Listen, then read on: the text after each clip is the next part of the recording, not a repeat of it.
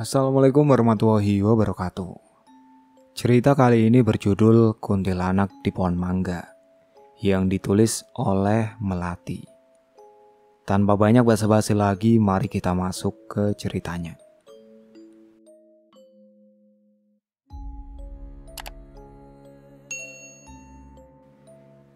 Terdengar suara tangisan bayi di malam yang dingin dan sunyi itu. Bima dan istrinya, Cika, sedang sibuk mendiamkan dan membujuk bayi laki-laki mereka yang bernama Fauzan, yang baru berusia 2 bulan. "Aduh, bagaimana ini bang?" teriak Cika. "Fauzan dari maghrib nangis terus gak berhenti-berhenti. Adik takut nanti dia kenapa-napa," kata sang istri. "Abang juga gak tahu dek, kenapa bayi kita sampai nangis terus begitu. Dan abang perhatikan sudah 3 hari ini dia selalu menangis pada saat maghrib," jawab Bima gusar. Karena memang sudah 3 harian ini bayi Fauzan memang terlihat selalu menangis menjerit-jerit tanpa sebab. Tentu saja kedua orang tuanya amat bingung, tak tahu lagi bagaimana cara menghentikan tangis sang bayi. Akhirnya keduanya sepakat untuk memanggil seorang ustadz yang cukup terkenal karena keramahan dan kebaikannya, serta ilmunya yang cukup tinggi. Ustadz Faisal suka membantu masyarakat kampung yang tidak punya, alias miskin. Juga karena kemampuannya dalam menghadapi makhluk-makhluk, yaitu jin dan setan. "Sebaiknya abang menjemput Ustadz Faisal bang. Adik takut Fauzan kenapa-napa." "Iya dek, abang akan menjemput Ustadz Faisal sekarang," jawab Bima sambil mengambil kunci sepeda motor dan jaket kulit yang tergantung di dinding kamar. Sepeninggal suaminya, Bima, perempuan bernama Cika itu mengangkat dan menggendong bayinya yang masih saja menangis histeris. Bahkan tangisannya semakin menjadi-jadi. Terdengar lagi suara tangisan sang bayi yang menyayat hati. "Ya Allah, apakah gerangan yang terjadi dengan putraku? Aku tak mau terjadi sesuatu dengannya ya Allah." Setelah hampir setengah jam menunggu di rumah, sang suami, yaitu Bima, datang dengan memboncengkan seorang lelaki yang berperawakannya tinggi gagah, putih bersih, dan selalu tersenyum. Dialah Ustadz Faisal. Namun sewaktu melihat ke arah depan rumah Bima, raut mukanya berubah drastis. Dia seperti melihat sesuatu. "Maaf Pak Bima, apakah pohon mangga itu milik Bapak? Sudah berapa lama pohon itu ditanam?" tanya beliau. "Oh, pohon mangga itu. Iya benar Ustadz, saya yang menanam pohon mangga itu. Karena kalau berbuah sangat lebat sekali dan buahnya besar-besar. Sudah 3 kali mangga tersebut berbuah. Rasanya manis sekali. Saya menanamnya waktu saya membeli rumah ini Ustadz, sekitar 5 tahun yang lalu. Waktu itu saya belum menikah dan masih pacaran dengan istri saya." Dari luar rumah masih terdengar suara tangisan Fauzan yang melengking dan menyayat hati. "Itu coba Ustadz, dengar tangisan anak saya yang menjerit-jerit dari tadi." "Iya, saya dengar Pak. Kasihan sekali dia." Sepertinya ada yang tidak beres. Bima memandang heran ke arah Ustadz Faisal. "Saya kini tahu biang permasalahannya Pak Bima." "Apa Pak Ustadz? Jangan bikin saya penasaran." "Ternyata pohon mangga itu ada penghuninya Pak Bima." "Penghuni? Maksud Ustadz penghuni yang mana? Kalau penghuni rumah ini ya saya Pak Ustadz, beserta istri dan anak saya." "Bukan Pak Bima, maksud saya ada penghuni lainnya. Itu dia lagi di bawah pohon mangga, sedang menatap kita berdua. Rambutnya panjangnya menyentuh tanah, mukanya pucat, dan bajunya putih Pak Bima." Maksud Ustadz kuntilanak ya?" Bima kaget bukan kepalang. "Betul Pak Bima, ternyata dia yang selama ini telah membuat bayi Fauzan setiap habis maghrib menangis. Dia yang telah mengganggu Fauzan. Baiklah, saya akan berbicara padanya dulu Pak Bima." Bima mengusap-usap matanya berharap dia dapat melihat makhluk yang berwujud kuntilanak itu. seperti yang telah dikatakan Ustadz Faisal. Namun sia-sia, dia tak dapat melihat apa-apa selain kerimbunan pohon mangga yang tumbuh menjulang tinggi. Secara perlahan-lahan Ustadz Faisal melangkah maju dan mendekati pohon mangga tersebut. Tentu saja hanya dia yang dapat melihat penampakan sosok kuntilanak tersebut, karena memang dia mempunyai indera keenam dan mempunyai ilmu yang tinggi, sehingga mampu melihat makhluk gaib berupa jin, setan, bahkan kuntilanak, dan makhluk halus lainnya. Kemudian dalam jarak lebih kurang 2 meter, Ustadz Faisal mencoba berkomunikasi dengan kuntilanak itu. "Siapa kamu? Mengapa kamu mengganggu bayi laki-laki itu? Dia ketakutan melihatmu. Sebaiknya kamu pergi dari sini. Pindah saja dari pohon mangga ini. Keberadaanmu mengganggu dan membuat takut bayi mereka. Mereka adalah temanku. Pindah dari sini, atau aku yang akan mengusirmu dengan caraku sendiri." Bima tidak berani mendekat ke pohon mangga itu. Dia hanya memperhatikan dari jauh apa yang dilakukan oleh Ustadz Faisal. Namun sayup-sayup dia mendengar suara tangisan seorang perempuan. Dengan suara yang hanya didengar dan dimengerti oleh sang ustadz, makhluk tersebut menjawab, "Namaku Surti. Aku meninggal karena gantung diri, sebab aku hamil di luar nikah, dan kekasihku tak mau bertanggung jawab.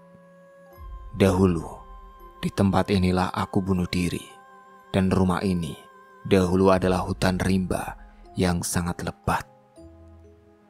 Penampakan Surti yang terlihat oleh Ustadz Faisal sangat menyeramkan. Mukanya pucat, rambutnya panjang menjuntai hingga ke tanah, mengenakan pakaian berwarna putih, serta kakinya yang tidak menyentuh tanah, hanya melayang. Lalu Ustadz Faisal bertanya lagi, "Jadi namamu Surti? Mengapa engkau mengganggu bayi mereka? Tidakkah kau merasa kasihan dengan orang tua mereka?" "Aku senang di sini. Aku tidak mengganggunya. Semenjak anak itu lahir, harum darahnya membuat aku betah tinggal di pohon mangga ini." "Lalu kalau darahnya berbau harum, kamu mau apa? Jangan bilang kamu mengincar darah sang bayi." Makhluk tersebut tidak menjawab, namun sepertinya dia tersenyum. Namun yang terlihat hanya seringnya yang menakutkan. "Pergi," kataku. "Carilah tempat lain. Di simpang sana ada pohon beringin yang besar dan rimbun. Cepat kamu pindah ke sana." Ustadz Faisal terlihat oleh Bima seperti diam dan memejamkan matanya. Padahal dia sedang menguras energi dengan berkomunikasi secara langsung dengan kuntilanak tersebut. Bima tidak tahu harus berbuat apa. Dia masih saja berdiri mematung sambil memperhatikan Ustadz Faisal yang keningnya mulai dipenuhi buliran keringat. Hanya saja dia merasakan hawa dingin dan tiupan angin yang meniup daun-daun pohon mangga yang bergerak. Bunyi dedaunan pohon mangga yang tertiup angin, namun aneh, tak terdengar lagi tangisan bayi Fauzan. Sepertinya dia kelelahan sehabis menangis tadi, dan sekarang mungkin dia sedang tertidur lelap. Ustadz Faisal mulai merapal doa pengusir setan, jin, dan makhluk halus. Tak lupa dia membaca ayat kursi, dan di akhir bacaannya dia berteriak, "Musnah kamu, hai makhluk pengganggu." Sang kuntilanak pun mengeluarkan suara tawa cekikikan. Bersamaan dengan suara tawa cekikikan tersebut, sang kuntilanak terbang melayang di atas kepala Ustadz Faisal dan hilang lenyap di kegelapan malam. "Alhamdulillah, si kuntinya pergi juga," ucap Ustadz Faisal sambil bernafas lega. "Alhamdulillah Pak Ustadz, mari kita masuk Pak Ustadz. Sepertinya Fauzan sudah mulai reda tangisannya." "Baiklah Pak Bima, tapi kita harus tetap waspada Pak. Jangan sampai kuntilanak tersebut kembali kemari lagi. Mari kita melihat anak Bapak di dalam. Semoga dia sudah tenang." Bergegas keduanya masuk ke dalam rumah dan mendapati bayi Fauzan sedang tertidur lelap di buayannya. Sedangkan Cika, istri Bima, sedang duduk di kursi sambil meluruskan pinggangnya. Ketika melihat suaminya datang bersama Ustadz Faisal, dia tersenyum sambil bernafas lega. "Alhamdulillah Bang, Fauzan sudah tenang sekarang. Adik baru saja duduk bang. Habis capek dari tadi menggendong Fauzan terus. Silakan duduk Pak Ustadz. Maaf kami jadi merepotkan Pak Ustadz. Tidak apa-apa bu, saya akan membantu sebisanya bu. Ternyata tadi di luar ada biang permasalahannya, ujar Ustadz Faisal. Maksudnya apa ya Pak Ustadz? Saya belum mengerti. Di pohon mangga di depan rumah kita itu ternyata dihuni oleh makhluk halus yang berwujud kuntilanak, Dik. Kata Bima menjelaskan kepada istrinya. Astagfirullahaladzim bang, benar begitu bang? Di mana kuntilanaknya sekarang bang? Tanya Cika kepada suaminya. Ternyata yang membuat Fauzan anak kita gelisah dan menangis terus-menerus si kuntilanak itu, Dek. Dia tinggal di pohon mangga yang berada di halaman depan rumah kita. Ya Allah bang, kenapa dia sampai tinggal di pohon mangga itu? Tidakkah itu sangat berbahaya sekali bagi bayi kita bang? Ibu yang tenang ya bu. Insya Allah bayi Fauzan akan baik-baik saja. Saya nanti yang akan membantu untuk mengusir dan memindahkannya dari sini bu.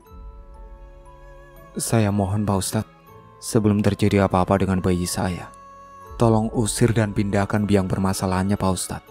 Saya mohon, pinta Cika pada sang Ustadz. Baiklah bu, Pak Bima. Karena hari sudah malam dan si kuntilanak tersebut sudah pergi, saya pulang dulu. Besok malam saya kembali kemari lagi. Akan saya coba mengusir atau memindahkan makhluk tersebut ke tempat lain, supaya tidak mengganggu bayi Fauzan lagi.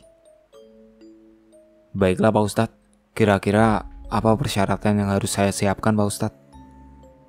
Besok saya kabari lagi ya Pak, Bu. Mungkin nanti akan saya kabari via WhatsApp aja. Baiklah Pak Ustadz. Kami sebelumnya mengucapkan terima kasih sekali atas bantuannya. Kami tunggu kabarnya besok ya Pak Ustadz. Setelah itu Ustadz Faisal pamit pulang ke rumahnya dengan diantar oleh Bima.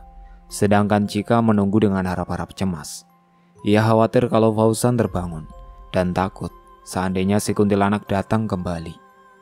Untung saja hingga Bima pulang kembali ke rumah, kekhawatiran itu tidak terjadi. Mereka berdua tertidur lelap hingga keesokan harinya. Pagi harinya, bagaimana dek? Fauzan tenang gak tidurnya semalam? Tanya Bima pada istrinya Cika. Cika yang baru saja selesai melaksanakan sholat subuh menggeleng sambil tersenyum. Kemudian berkata, enggak kok bang, sejak abang pulang dari mengantar Ustadz Faisal semalam, dia tidurnya nyenyak sekali bang. Mungkin karena kecapean nangis terus-menerus. Alhamdulillah, semoga saja nanti Pak Ustadz bisa membantu kita ya dek. Iya bang, tapi apakah abang yakin Ustadz Faisal nanti akan berhasil mengusir si kuntilanak tersebut? Insya Allah dek, dengan izin Allah, pasti usaha kita akan berhasil. Cika hanya mengangguk saja mendengar perkataan dari suaminya itu. Dia pun merasa khawatir kalau si kuntilanak tidak bisa diusir dari pohon mangga depan rumah mereka. Siang harinya ketika Bima sedang makan siang di rumah, ada panggilan di ponselnya. Dan ternyata itu adalah panggilan dari Ustadz Faisal. Selamat siang Pak Bima, sedang apa nih? Saya cuma mau memberitahukan persyaratan apa yang harus disiapkan malam nanti Pak. Siang juga Pak Ustadz. Kebetulan saya lagi istirahat makan di rumah Pak Ustadz, karena saya jarang makan siang di kantor. Baiklah Pak, kira-kira apa saja persyaratannya itu Pak? Bima bekerja di perusahaan jasa angkut barang, di mana dia dipercaya sebagai manajer di perusahaan tersebut. Namun kalau istirahat makan siang dia selalu pulang ke rumah, karena jarak dari rumah ke kantornya tidak terlalu jauh, hanya 15 menit dengan kendaraan bermotor.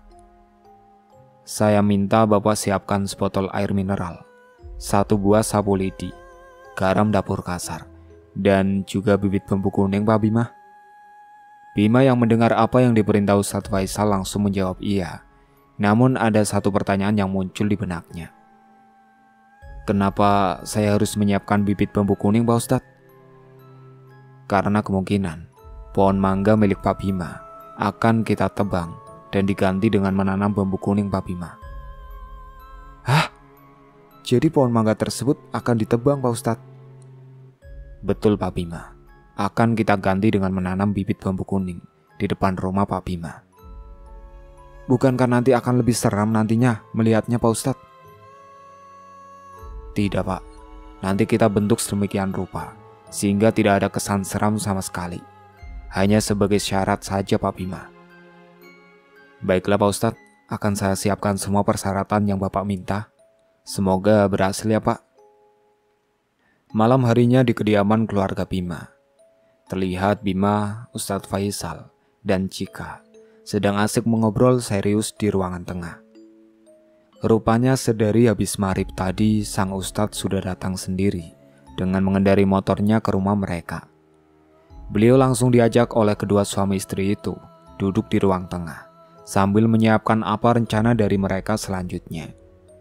Fauzan berada di dalam gendongan ibunya, sesuai dengan saran dari sang Ustadz, agar setelah maghrib tiba bayi Fauzan harus digendong, jangan diletakkan di dalam buayannya. Apakah persyaratan yang saya minta tadi sudah dipersiapkan, Pak Bima? Tanya sang Ustadz. Oh iya, Pak Ustadz, ada Ustadz. Mana dek barang-barang yang sudah kita beli dan kita persiapkan tadi siang? Ada, Bang. Tadi adik simpan di gudang belakang dekat dapur, Bang. Jawab Cika. Bima segera menuju ke gudang belakang untuk mengambil barang tersebut. Tak lama kemudian dia kembali dengan sebuah bungkusan kantong kresek di tangannya.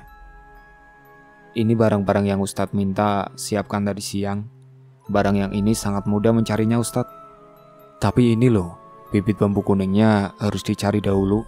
Karena saya sudah berkeliling kemana-mana, tidak ada yang menanam bambu kuning di sini. Untung saya minta tolong sama karyawan saya di kantor. Katanya dia punya tanaman bambu kuning di rumahnya. Alhamdulillah, saya bisa bernafas lega. Alhamdulillah ya Pak Bima. Kalau semuanya sudah lengkap, mari segera kita mulai saja Pak rencana kita mengusir si Kunti itu malam ini. Ih, adik takut Bang, ucap Cika bernada cemas. Tidak apa-apa Bu, ibu tugasnya hanya menggendong bayi Fauzan dan hanya berdiam diri saja di kamar tidur. Biar saya dan Pak Bima saja yang menuju ke pohon mangga itu. Tapi ingat ya Bu, Fauzan jangan ditidurkan di buayan, tetapi ibu gendong sambil membaca doa-doa selama ibu menunggu di kamar. Hingga apa yang akan kami lakukan nanti telah selesai. Baiklah Pak Ustadz, akan saya ingat dan saya lakukan perintah Pak Ustadz. Abang juga hati-hati ya Bang, ucap istrinya itu. Keduanya menganggukkan kepala tanda setuju. Dengan segera Cika dan bayi Fauzan dalam gendongannya langsung menuju ke kamar tidur dan menguncinya dari dalam. Sedangkan kedua lelaki itu langsung menuju halaman depan di mana si kuntilanak berada. Apa kegunaan benda-benda yang Ustadz minta tadi? Nanti sebentar lagi Pak Bima akan lihat untuk apa dan bagaimana benda-benda tersebut Pak Bima. Bima menyerahkan bungkusan tersebut kepada Ustadz Faisal yang langsung diterima oleh sang Ustadz. Sesampainya mereka di dekat pohon mangga itu, keduanya terlihat agak sedikit tegang. Udara saat itu terasa dingin, padahal sekarang ini musim kemarau. Terlihat dedaunan di pohon mangga tersebut bergoyang-goyang ditiup angin. Ustadz Faisal mulai mengeluarkan benda-benda yang sudah dipersiapkan Bima sedari siang. Tumbennya Pak Ustadz, tidak terdengar tangisan Fauzan malam ini? Tanya Bima heran. Oh itu ya Pak, karena saya sudah melindungi rumah ini dengan pakar goib yang bersumber dari kekuatan doa dan amalan yang memang saya baca dan kirimkan dari rumah. Aduh, terima kasih ya Pak Ustadz. Sampai sebegitunya Ustadz membantu kami di sini. Gak apa-apa Pak Bima, bukankah sebagai makhluk Allah kita harus saling tolong-menolong? Karena ucapan Ustadz Fauzan terhenti seketika karena beliau mulai merasakan hawa dingin dan kehadiran makhluk goib tersebut. Pak Bima, bantu saya untuk menabur garam ini ke sekeliling rumah dan halaman ini ya Pak Bima, karena saya sudah merasakan kehadiran Surti, si kuntilanak tersebut. Bima mengangguk dan menurut saja ketika diajak Ustadz Faisal menaburkan garam di sekeliling rumah dan halaman. Sambil tak henti-hentinya bibir beliau menyebut nama Allah dan membaca doa-doa pengusir makhluk halus. Namun tiba-tiba bertiup angin yang cukup kencang sehingga sorban yang dikenakan sang ustadz ikut berkibar. Samar-samar di telinga Bima terdengar suara cekikikan, seperti suara perempuan yang sedang tertawa. "Rupanya kau kembali ke sini lagi, Surti. Bukankah sudah aku peringatkan kepadamu, jangan lagi mengganggu ketentraman keluarga ini, Surti?" Terlihat Ustadz Faisal marah sekali. Matanya memandang ke satu titik, yaitu pohon mangga itu. Mata batinnya melihat sosok makhluk tersebut sedang duduk santai di dahan pohon mangga sambil menatap marah kepadanya. "Aku tidak mau pindah dari tempat ini, karena aku sudah lama sekali menunggu pohon mangga ini sebelum mereka." Si Kunti menjawab ucapan dari sang ustadz. "Kehadiranmu membuat anak mereka tidak tenang. Cepat pergi dari sini, sebelum aku yang akan mengusirmu pergi dari sini." Bima gemetar mendengar teriakan dari Ustadz Faisal. Taulah dia bahwa sang ustadz sedang mencoba mengusir makhluk halus tersebut. Dia pun ikut mencoba menghilangkan rasa takutnya dengan membaca doa-doa dalam hati. "Letakkan botol air mineral itu di dekat pohon mangga itu, Pak Bima," perintah Ustadz Faisal. "Buka tutup botolnya," katanya lagi. Bima segera menuruti perintah sang ustadz. Dia meletakkan botol air mineral tersebut dan membuka tutup botolnya. "Menjauhlah Pak Bima, saya akan memindahkan dia secara paksa. Karena sudah saya peringatkan dia tetap tidak mau pergi juga. Jangan menyesal nanti kalau aku yang akan mengusirmu pergi dari tempat ini," teriak Ustadz marah. Dari dalam rumah terdengar tangisan dari Fauzan. Mungkin dia merasa terganggu dengan adanya interaksi antara Pak Ustadz dan si kuntilanak. Pak Ustadz mengerahkan segala kemampuan yang dia punya. Mulutnya berkomat-kamit sambil tangannya bergerak seperti memegang dan menarik sesuatu. Dalam pandangan Bima, dia hanya melihat tangan Ustadz menarik sesuatu yang tak terlihat. Padahal tangan tersebut berusaha memasukkan makhluk tersebut ke dalam botol. Akhirnya, air di dalam botol tiba-tiba saja menjadi keruh. "Cepat, tutup botolnya kembali Pak Bima," teriak Ustadz Faisal. Dengan sigap Bima langsung mendekati botol tersebut dan menutup kembali botolnya sesuai yang diperintahkan. Ustadz Faisal mulai ngos-ngosan. Ia mencoba untuk mengatur nafasnya. Lalu dia memandang Bima dengan tersenyum. "Alhamdulillah Pak Bima, kita berhasil menangkapnya Pak. Biar nanti saya yang akan membuangnya, entah ke laut atau ke hutan. Yang penting tidak di sini lagi. Sapu lidi ini kita pakai untuk menyapu dan membersihkan lokasi di bawah pohon mangga ini, agar kuntilanak tersebut tidak kembali lagi ke sini. Besok kita akan menebang pohon mangga ini dan menanam bibit bambu kuning ini. Karena bambu kuning dipercaya dapat menghalus segala macam makhluk halus seperti kuntilanak, genderuwo, wewe gombel, pocong, dan lain sebagainya. Saya akan membawa botol air mineral yang sudah keruh ini untuk saya buang nanti ya Pak Bima." Bima mengangguk tanda setuju. Setelah membersihkan dan menyapu lokasi di bawah pohon mangga dengan sapu lidi, dan setelah semua dirasa aman, mereka berdua masuk ke dalam rumah untuk menemui Cika dan Fauzan. Setelah bertemu Cika, ternyata Fauzan telah tertidur nyenyak kembali. Tidak terdengar lagi tangisan seperti yang terdengar tadi. "Bagaimana Bang? Pak Ustadz, apa si kuntilanak itu berhasil diusir dari sini?" "Alhamdulillah Bu, sekarang Ibu dan Bapak, juga Fauzan, bisa tenang dan bernafas lega. Makhluk itu sudah saya tangkap dan kurung di botol ini. Nih lihat, air botol ini sudah berubah warna menjadi keruh. Itu tandanya ada makhluk halus di dalamnya." Kedua suami istri itu memandang takjub pada botol yang berisi air mineral yang sudah keruh tersebut. "Besok pohon mangga tersebut akan kita tebang Bu, dan kita akan menanam bibit bambu kuning ini. Besok setelah saya memindahkan makhluk ini, saya akan kesini lagi untuk membantu Pak Bima menebang pohon mangga itu." Karena hari mulai larut, Pak Ustadz pamit pulang kepada kedua suami istri tersebut dan berjanji bahwa beliau akan datang lagi besok untuk menyelesaikan tugasnya. Malam itu keluarga tersebut bisa tidur nyenyak tanpa adanya gangguan lagi. Esokan harinya, Ustadz Faisal membawa botol air mineral tersebut untuk dibuang, agar makhluk tersebut tidak lagi mengganggu keluarga Bima. Ustadz Faisal membawa benda tersebut ke dalam hutan jauh dari kediaman keluarga Bima.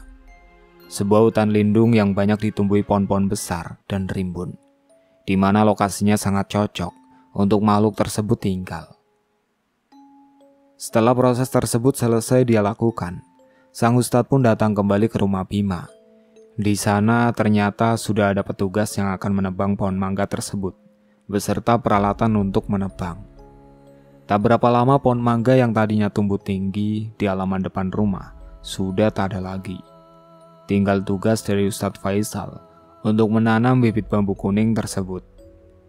Maka setelah petugas membersihkan sisa-sisa dari potongan kayu dari pohon tersebut, sang ustadz mulai menanam bibit bambu kuning yang sudah disiapkan, dengan doa dan harapan agar rumah yang ditinggali oleh keluarga Bima tidak mendapat gangguan lagi dari makhluk apapun. Alhamdulillah, hingga kini tak pernah terdengar lagi adanya gangguan dari makhluk halus. Entahlah, tak ada yang tahu di mana kuntilanak tersebut berada. Apakah di hutan tempat Ustadz Faisal memindahkannya atau di mana? Tak ada seorang pun yang tahu. Sedangkan pohon bambu kuning sebagai pengganti pohon mangga yang ditebang kini tumbuh subur dan tinggi, namun terpelihara dengan baik karena selalu dirawat dan dibentuk sedemikian rupa, sesuai dengan petunjuk dan anjuran dari sang ustadz. Itulah akhir cerita yang berjudul Kuntilanak di Pohon Mangga yang ditulis oleh Melati. Sekian dari saya. Wassalamualaikum warahmatullahi wabarakatuh.